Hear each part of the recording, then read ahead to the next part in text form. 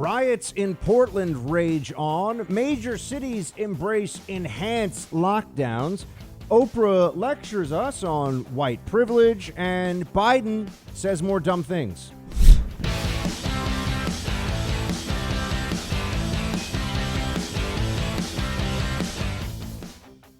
Welcome, everybody, to the Buck Sexton Show. As always, an honor. Thank you for being here. I just want to jump right into it. You know, we were told in the last few weeks, I feel like I should just start doing a segment. We were told lies by libs, ... But this is another good example of it.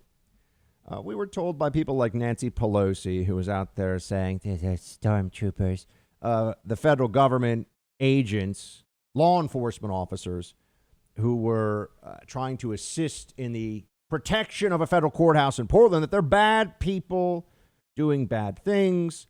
They are the reason for the riots. That was the part of this that you really have to remember. They were the cause of the rioting.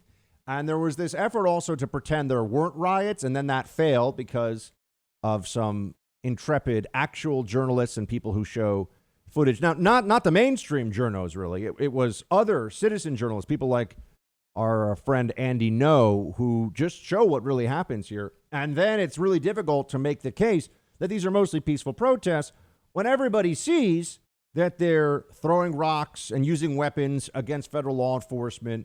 They're dressed up for battle. They're not dressed up for a peaceful protest. We've seen all that. But remember that the Democrat position on all of this was that it was the presence of the federal law enforcement officers that was causing the problem. It was their deployment that was the reason for all the bad stuff that we then had to at least all agree was happening because there was so much video of it. Well, you've got 2 nights now in a row where the police department in Portland, remember, it was handed over to them, and the mayor of Portland, Ted Wheeler, Antifa's errand boy, and the governor in Oregon, I mean, these leaders were saying the problem was the federal law enforcement officers. Just get rid of them, and the rioting stops. They're the Now, no one really believed this, but it just shows you how dishonest the libs are about all this stuff. We were quite aware that it was going to, I'm pretty sure I actually said here on the show, hey, there are going to be more riots. This is not going to stop. But now we can all look back to when Nancy Pelosi and the Democrats were making that absurd claim about federal law enforcement. And now we see with our own eyes exactly what is going on here. Continued riots, more nonsense, more madness. And the police chief in Portland is now saying that the cause of racial justice is not being helped by these riots. Remember that. These Antifa members, they're really using Antifa tactics, but they think they're part of Black Lives Matter. And this anti-cop sentiment that Democrats embrace because they need to for their political party, they need to for their aspirations for power, that has had an effect on cities all across the country. This has made urban areas worse, and Democrats own that. That's on them. They're going to try to avoid it as much as possible, but they have been reckless. And we are now suffering the consequences of this as a country. What's going on in Portland is a continued disgrace. These Antifa lunatics should be locked up. They should spend some serious time in prison. Rioting is a crime. Destruction of property is a crime. And the laws either count or they don't. They don't get to have it both ways. I know the libs love to pretend that they can have it both ways, or they try to have it both ways. But they're unable to as long as we are in a position to hold them to account on this. And that's why I keep saying, you want accountability, you want justice, you got to win. That's what it really means now in politics. That's the truth. You want accountability, you've got to have people who are not completely insane in power. That's where we are. So we also, while I'm talking to you about safety in cities, on the one hand, you have riots in Portland. They can't get that under control. On the other hand, you have Los Angeles, Chicago, New York that are going into what I've been saying all along they would, which is the lockdown 2.0 phase, just in time for the election, just in time to make sure the economy remains suppressed and to create a widespread perception of an America that is failing, that's going in the wrong direction, that needs change, that needs to be in different hands when it comes to leadership. Los Angeles and New York are almost at a competition right now for who can engage in the most breathtaking government overreach. You see, the problem, my friends, and this is true across most of America, is that we've let politicians seize unthinkably broad powers of unbounded duration and are going to continue suffering the consequences until we decide our rights outweigh their mandates. It's not going to stop. They love this power. They take to this. They have no problem with this. In fact, they want more of it. They want more of it. If you allow Democrat leftists, they will dictate every aspect of your life, no matter how counterproductive, painful, absurd. And they think that that's their role. They have no problem with it. They'll continue to do this. Now we have Los Angeles. We have Los Angeles Mayor Garcetti telling everybody that they're willing. Well, I'll let him say it. Play clip 4. While we have already closed all nightclubs and bars, these large house parties have essentially become nightclubs in the hills. Many times the homes are vacant or used for short-term rentals. And beyond the noise, the traffic, and nuisance, these large parties are unsafe and can cost Angelenos their lives. That is why tonight I am authorizing the city to shut off Los Angeles Department of Water and Power Service in the egregious cases in which houses, businesses, and other venues are hosting unpermitted large gatherings.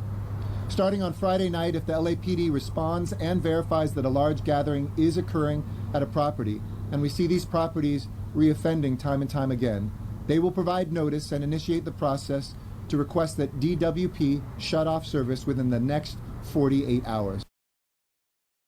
Weaponizing city services and regulations for what they say is public health. But let's remember, they could have prevented mass gatherings in the streets with the LAPD. Oh, but that was about BLM. That was too important, you see. But now people want to throw house parties. Look, I don't think it's a good idea to throw a house party right now if the numbers are pretty high in your community. I'm not saying that. But I also don't think the government has the authority to just tell you can't see your fellow human beings. The government is telling people who are overwhelmingly healthy and don't have any disease whatsoever, right? By the numbers, 99 out of 100 people that are at this party probably don't have any COVID, and maybe 100 out of 100. You don't know. The government is saying you're not allowed to do this. You're not allowed to gather together. Freedom of assembly, my friends. We have rights. We actually have things that are ours that the government is, by charter, by constitution, by contract, not supposed to be able to just take away. And what do we see in particularly these Democrat-controlled major cities? They take it away on a whim. They take it away, and there's not even a complaint from most of the population. How far are we from some of these other countries? Never mind just democratic socialism in Europe. How far are we from what they're doing in China these days? We have control over what we can say on the internet from the monopolistic major tech companies. We're not allowed to gather. We have to wear a face diaper all the time because that's going to save us all. We got all these rules and regulations. There's no laws that are being passed for any of this. People in power who have, police authority, instead of just enforcing the laws as they are making up laws as they go along. That's what these governors are doing. They're expanding quarantine powers to the breaking point. They've been catastrophically ineffective. On the one hand, you'll notice there's this call for, COVID, our response has been so terrible in America. It's on all of us to listen to these governors. And they never stop and think, hold on a second. These governors have been in charge all along. They're morons. We had this terrible response. They've had a terrible response. Why aren't they accountable? No, but the Democrat narrative, because Trump is the president and because they're all so delusional with their anti-Trumpism, is that things are terrible in this country because Republicans haven't worn enough masks. That's what they tell themselves. If only that were different, then we would all be fine. We wouldn't be going through this. You know, there are surges in different countries right now, too. You don't hear much about that. Our media just wants to focus on panic, panic, here in America, panic. You got a surge going on in Germany, even a surge in Australia. I mean, this virus is everywhere. It's everywhere. And what governors and mayors have shown is they can't protect us. They can't protect us. But what do? They keep doubling down. They decide that now that we lived through this nightmare to this point and have seen more of the numbers and have a better sense of who's at risk and what's going on, they're taking the anti-science position that the risk is too high for kids to be in school this fall. We all know that's crap. And they're also getting even more strict and severe with the lockdowns. In New York, we have quarantine checkpoints that are set up now. They're threatening to fine people $10,000. Here's the mayor, the worst mayor in the country, even worse than Garcetti, believe it or not, Mayor Bill de Blasio. Here he is explaining that he has special powers that no one even knew about. Play clip 14. So starting today, we're going to do something new in New York City. We will have checkpoints at key entry points to the city. Travelers coming in from those states will be given information about the quarantine. They will be reminded that it is required, not optional. They'll be reminded that failure to quarantine is a violation of state law, and it comes with serious penalties.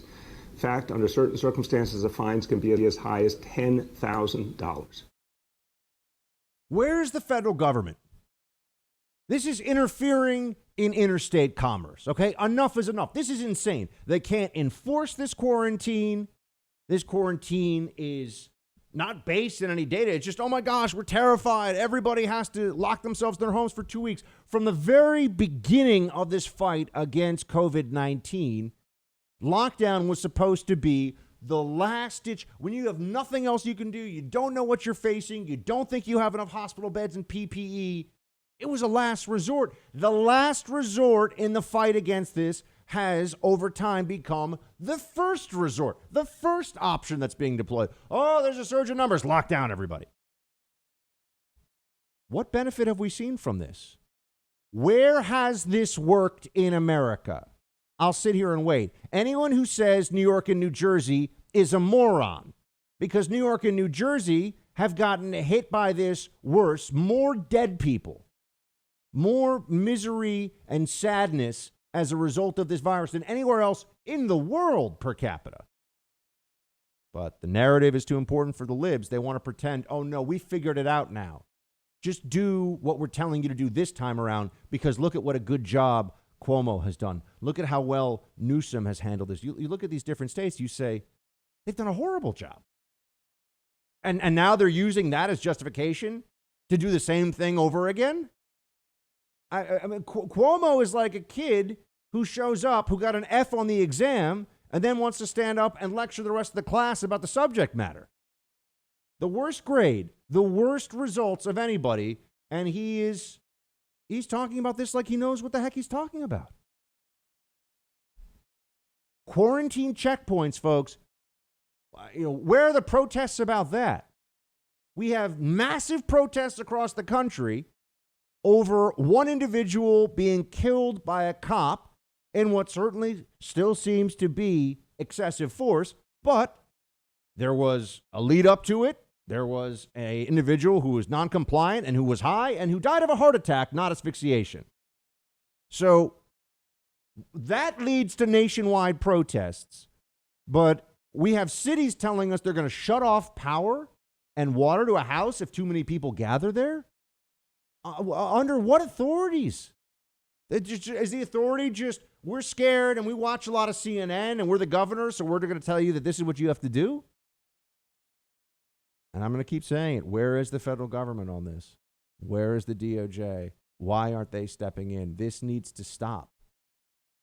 They're interfering in interstate commerce. They're stopping cars and saying that we're going to fine you unless you lock yourself in a room for 2 weeks. That's insane. They can't think this through, my friends. How are they going to enforce this? Now, they're going to tell you, and de Blasio already has, oh, well, we're really just trying to make a point. That's what they said about masking originally, right? Now there are mandates. Now they fine people. Now they lock you up if you open your business after a couple of warnings. Now they'll actually arrest you. What is suggested becomes mandatory. What becomes mandatory is punishable with fines and arrest. We have seen this progression keep happening.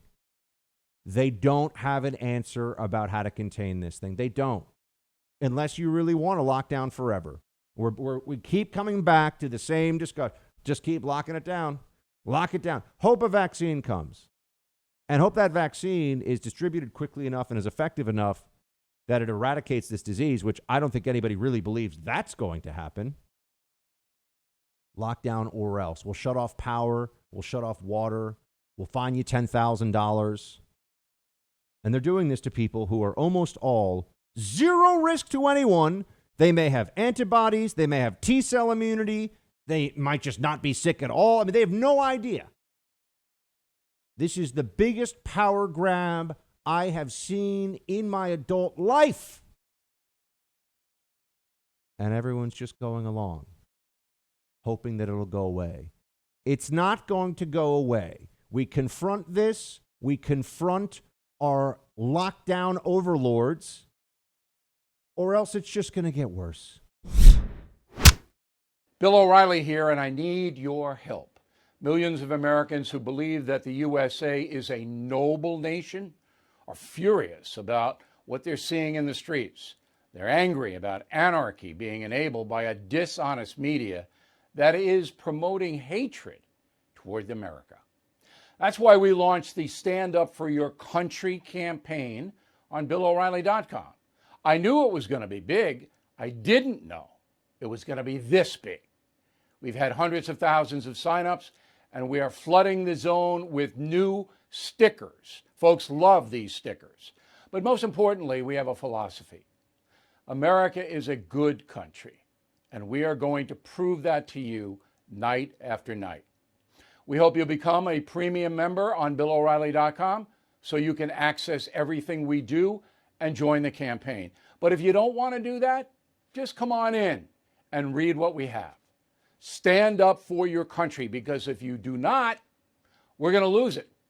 Check out BillO'Reilly.com and join the campaign.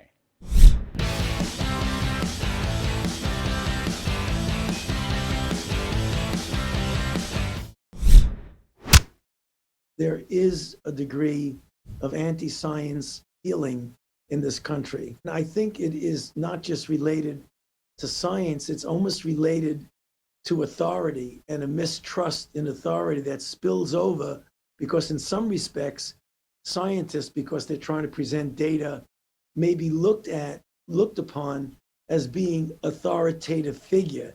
And the pushing back on authority is pushing back on government, is the same as pushing back on science. Unfortunately, that's not what scientists are. And I think we need to be more transparent and reaching out to people and engaging society and understanding why science and evidence-based policy is so important. It's that last point that you really got to focus in on. Evidence-based policy. Where's the evidence that any of the most draconian policies in this country that different states have enacted? Where's the evidence that it works? Fauci has said things like New York has really shown you how to get it done. Yeah, in New York, if you're willing to have, close to 30,000 people die from this virus in one city, then sure, that's a way to go.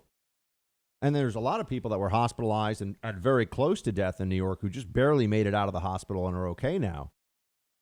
But evidence-based policy, where is the evidence for these policies? What he doesn't understand, there's an arrogance here that we have to unpack. We have to deal with what they're saying that is clearly untrue.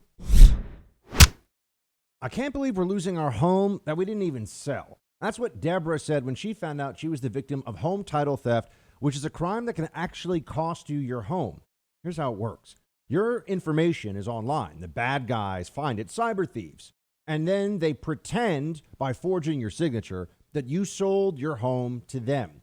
You often won't even find out about this until the eviction notice arrives. That's what happened to Deborah. Don't allow yourself to get caught by this one. Take action now. Home Title Lock creates a virtual barrier around your home's title.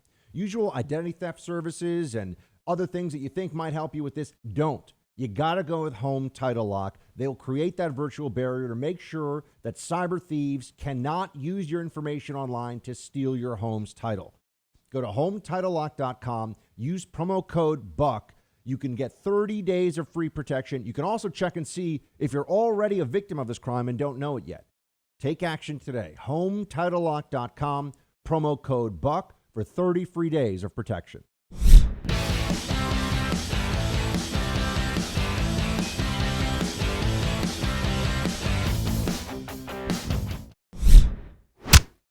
Anti-science feeling. That's what Dr. Fauci calls it. You know, there's a feeling of, a mistrust of authority, and the mistrust of the authority lead. Yes, that's right. Anybody with even a passing knowledge of U.S. history understands that we have a whole heck of a lot of mistrust of authority. And with good reason. Our country, the limitations on government enshrined in the Constitution, the reason we have a Bill of Rights, the reason we have delineated powers is because we do not want authority to be concentrated. We want a separation of powers. We want checks and balances. There are reasons for that rooted deeply in our experience, not just as Americans, but as human beings. And we're seeing a forgetting of that right now. Oh, yeah, let's just let these people make all these decisions. Let's leave them to be in charge of this. Fauci talks about science and data-driven policy. What is the data-driven policy? There are plenty of research, of published peer-reviewed research papers from epidemiologists that in the past looked at lockdowns as a way to deal with a pandemic, and they really all came to the same conclusion. It's disastrously costly in every sense, economically, in human toll, and it's not even that clear how well it would work. There are other countries that have never locked down. There are countries that had terrible results. I mean, where's the data being? The only data that we know of is there's a lot. This disease spreads very quickly and is very lethal to older people with certain comorbid conditions.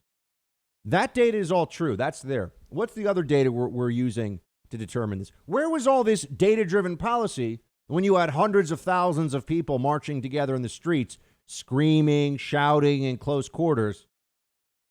Oh, and a lot of young people got this disease. We're told it was just the bars, you see. It was just the bars. Okay, that's very convenient, isn't it? You got de Blasio setting up checkpoints in New York City for out-of-state drivers. I don't even really understand how they think this is supposed to work. Oh, you better quarantine for 2 weeks. What does that mean? You're going to stay in your hotel room or stay if you're with in a private home? You're not going to go outside for 2 weeks? No one's going to do that, de Blasio. Unless they have symptoms, maybe, unless they actually get sick. But they're telling healthy people stay for 2 weeks. That's a long time. 2 weeks on your own. It's just crazy, folks. And what do they say about the John Lewis funeral attendees? What do they say? Oh, that was really important, so you don't have to quarantine. Oh, okay. So if you're at the John Lewis funeral in Georgia, apparently the virus doesn't come after you the same way. Wokeness is its own vaccine against the virus. Right, sure. You've noticed, Fauci, he lost so much credibility from whatever credibility he had with so many people. When he was asked specifically in testimony recently about the crowds, he said mass, gatherings could spread the virus. Okay, so that means the protests could spread the virus, right? Gatherings of all kinds. This is like, will you condemn Antifa? When you ask Democrats this, well, we'll condemn all political violence. Okay, but will you condemn Antifa? We condemn all political violence. And if this happens with Black Lives Matter and All Lives Matter, they completely they completely reject that. They think that's a horrible thing to say. But they do this game all the time. This is how they operate.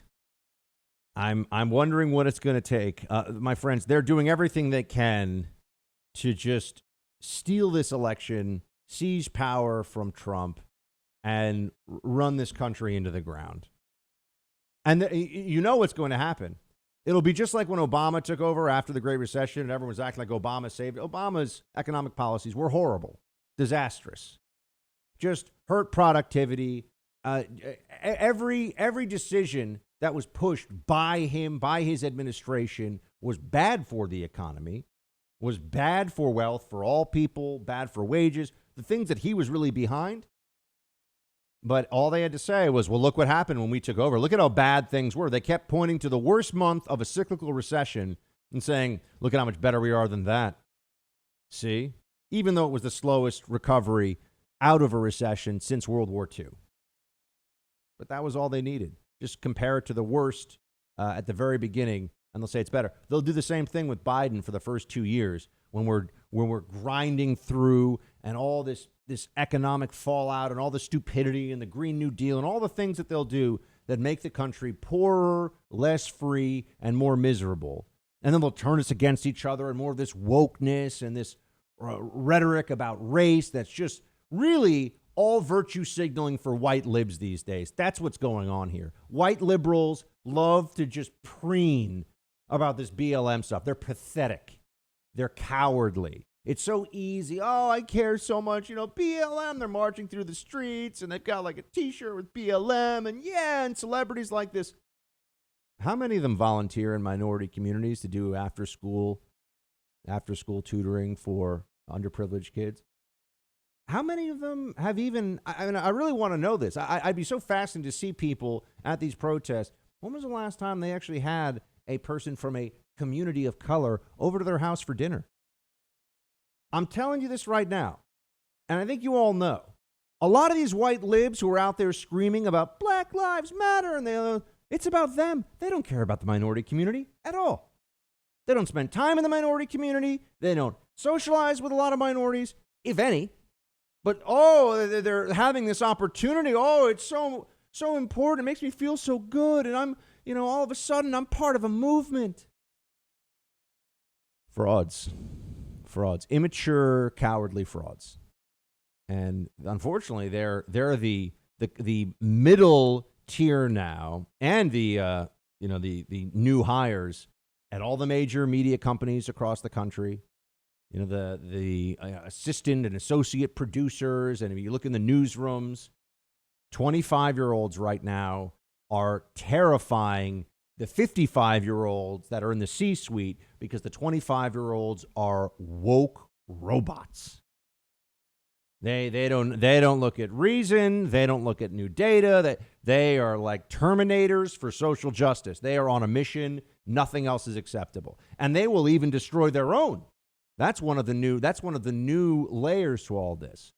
They're willing to sacrifice their own people. It's like Longshanks in Braveheart when he starts firing off arrows while his own soldiers are in the melee in the middle of the field. He's like, whatever, we got more soldiers. Just kill all of them, right? That's the attitude of the woke left now. We have reserves. The dead cost nothing. That's their attitude. There's plenty more libs out there. If we got to sacrifice some, we're willing to do it. Bring me back to Fauci for a moment here and the anti-science feeling in this country. Fauci's policies have been a disaster. It has not. We are not better off because of this. All right, you cannot show me one place where we listened. They're all pretending now. Oh, the reopening happened too fast. Oh, there was too fast of a reopening. Okay, what was the alternative? Lockdown, straight up. No businesses open. Nothing. Only grocery stores, drug stores, and, hospitals unable to see anybody. We're going to keep doing that from March? Everyone's just being a total phony about this. What was the alternative? We opened up in May. We had been on lockdown for months. They said 15 days to slow the spread. We basically waited 90. And then they say it was too soon. And now they're saying, well, maybe we got to do that again. This is the best they've got? The answer is they don't have answers. The answer is that the policy science nexus has been disastrous. Oh, if we had only worn masks, right. You mean like what they told us not to do for the first 60 days of the pandemic. Make sure it, spread all over the country and then be like, oh, wear masks, guys. That'll stop this thing cold in its tracks. Does anyone really believe that? I mean, maybe it would be true if you wore a mask all the time and it was airtight and it was fitted and, and here we are. Here we are. It's our fault, you see. What else are they going to say? What's the admission going to be from the people that have created so much misery? I'm telling you this, there's some things I predict that I say, I think, but I don't know. I have a very high confidence. I would almost say I am not uncertain that when they're able to look back at the additional mortality this year for what would be expected in the U.S. population compared to last year, and they see the number of drug overdoses, suicides, and also the late-stage cancer spurt, where you're going to see so much more late-stage cancer, and that's just the one that everyone can think of. There's a lot of other diseases and a lot of other medical conditions. They've made a lot of America a lot slower, fatter, and less healthy. Let's just be honest. And a massive scale. I know some of you have your Solo Flex, your Bowflex, your, whatever it is, your ab roller in the closet, or maybe you've been able to keep up with that. But for a lot of the rest of us, we're just not able. And plus, there's just the stress and your body's cortisol levels, all these things. There are enormous costs that have been imposed on all of us. Do you think that people are ever going to listen to public health experts again if we really are able to look at the data and find out that these costs really didn't do anything for us? That this was an elephant with a mouse annoying it, that to get away from it falls off a cliff. Do you think do you think they'll ever admit that, no matter what the data says? No, of course not. They'll fight this one till the very end. Never going to relent on this. Going to pretend that they had the answers all along and hope that people just go along. And, I guess also I just have a different view of this. I've had so many different times where I've asked a doctor or know of a condition, and I've asked the doctor, how do we make this better? Or, I'm in pain, or I've got this or that, or whatever it may be. And, they try, and most doctors are really good people, and they're very, very educated. But they don't have, I know they don't have all the answers. And I wish there was a little bit of a greater humility from the health policy community, right? The lab coat wearing dictators that are out there right now. A little more humility that they have been wrong. They should square up with the American people. They should say, yeah, we were wrong on some stuff. No question about it. We didn't see how bad this was going to be. We thought our containment measures would work better.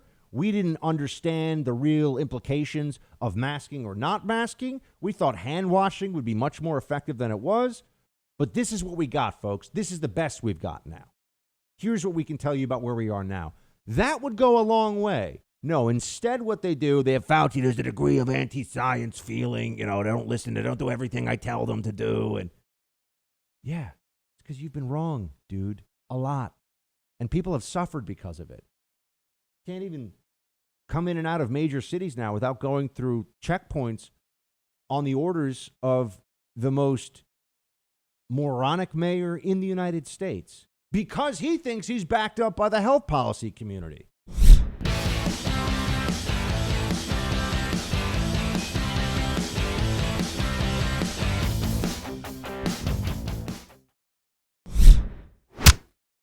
Oh, I think that we're all learning this at the same time now, that he won't be there. But I think it's an indication of the seriousness with which he judges the situation. The pandemic is dangerous, and the increase in numbers just demands that we keep our distances. I commend him for doing that. It's going to be a great convention. People will see it virtually, and we're very proud of him. I think it's it's a great thing that he's doing this early enough so the rest of us now are told that we're not coming either, I guess. And we can all make our plans from around the country for a great American victory for Joe Biden as he is nominated for president. Well, at least that was coherent Chardonnay socialist Nancy. She sounds like she, got her 10 hours of sleep last night. Biden's not going to Milwaukee because things are so serious. They act like we didn't see all the Democrat luminaries in Atlanta last week, right? In Georgia last week. I think it was in Atlanta. In Georgia last week for the John Lewis funeral. So that they'll go to. But Biden, it's too serious. Oh, it's too serious for him to go to Milwaukee right now. Can't do it. Now, there's a reason for all this. Biden is just trying to ride this whole situation out. I do think that he's going to show up for one debate and one debate only. But that's only because they're going to try to get him out of it, and it's going to look too bad. And it'll be close enough in the polls the Democrats realize he's got to muddle through. He's got to just find a way to pretend like he knows what time of day it is and what year it is and all the rest of it. And if he can do that, they think that he'll win. But we're in a political season. We're deep into it right now. I mean, it's going to be September in the blink of an eye here. And, once you hit that, it's just, for those of us who are in the political commentary media world, it just is a flash and then it's election day. I mean, it just moves very quickly. And there's been really no campaign. There's been very little. So I think it's important that we at least hear, what is President Trump offer? Biden is offering not Trump hiding in a basement and America being terrified. What does Trump offer in a second term? Play 15. A few of the things just in ending, we will unleash the full power of the American economy. We created an unprecedented economic miracle once, and now we're doing it again, and already you see the numbers coming back very quickly. We'll shut down illegal immigration, and we'll finish the wall. But if you're a farmer, you'll be able to get the same people that you've had for many years. We'll shut it down, but the farmers will be allowed to have those same people come in. We're not going to otherwise you'd make it very tough on the farmers, and we've made it very easy on the farmers. We'll be tough on China, demanding accountability and fair trade.